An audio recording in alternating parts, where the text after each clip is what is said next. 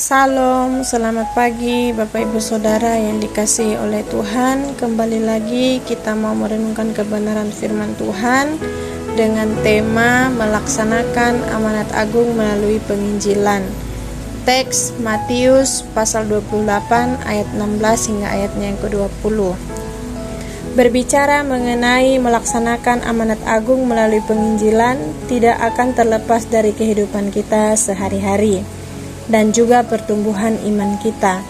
Kalau kita renungkan dan teliti, melaksanakan amanat agung melalui penginjilan ini adalah perkara yang bukan mudah untuk kita dapat laksanakan.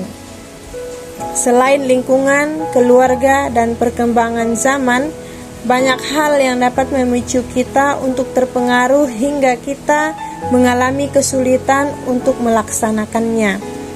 Namun kalau kita lihat dari kebenaran firman Tuhan, adalah keharusan bagi kita setiap orang percaya untuk melaksanakan amanat agung yang sudah Allah tugaskan bagi kita selama kita berada di bumi.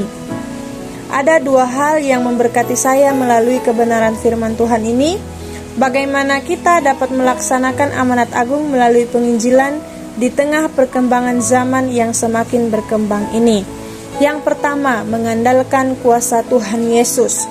Segala hal yang terjadi dalam kehidupan ini, semuanya dalam kendali dan agendanya Tuhan. Sebagai orang yang sudah percaya kepada Tuhan Yesus, sudah pasti hidupnya akan selalu mengandalkan dan bergantung kepada Tuhan. Kehidupan yang bergantung dan mengandalkan kuasa serta penyertaan Tuhan, hidupnya akan sangat berdampak dan bahkan menghasilkan buah-buah rohani yang sanggup memberikan orang lain suatu teladan hingga orang lain dapat mendapatkan nilai-nilai kehidupan yang menjadikan mereka pribadi yang jauh lebih baik dari kehidupan sebelumnya. Namun, kuasa yang dimaksudkan di sini adalah mengenai perubahan hidup orang yang sudah kita sampaikan kebenaran firman Tuhan. Kita sebagai pembawa berita tidak dapat mengubah kehidupan orang lain.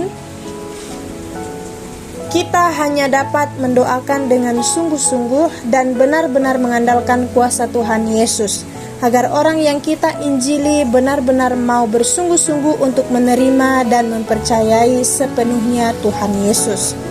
Yang kedua, menjadikan kesaksian sebagai gaya hidup.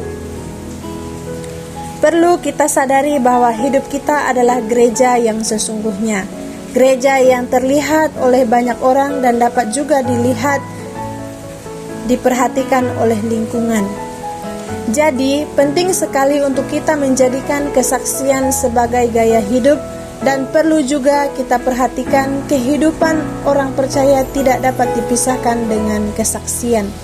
Setiap harinya kehidupan orang percaya dilalui dengan kemurahan dan anugerah Tuhan yang sangat besar. Dan inilah yang harus kita saksikan kepada banyak orang yang belum mengenal Tuhan. Aplikasinya, Bapak Ibu, Saudara-saudari, terkadang hal sederhana yang biasanya kita lakukan dalam kehidupan kita hari lepas hari, Allah pakai untuk menjadi jalan atau jembatan agar Injil tersampaikan dan bisa diterima. Tuhan Yesus memberkati kita di sepanjang hari ini. Salam.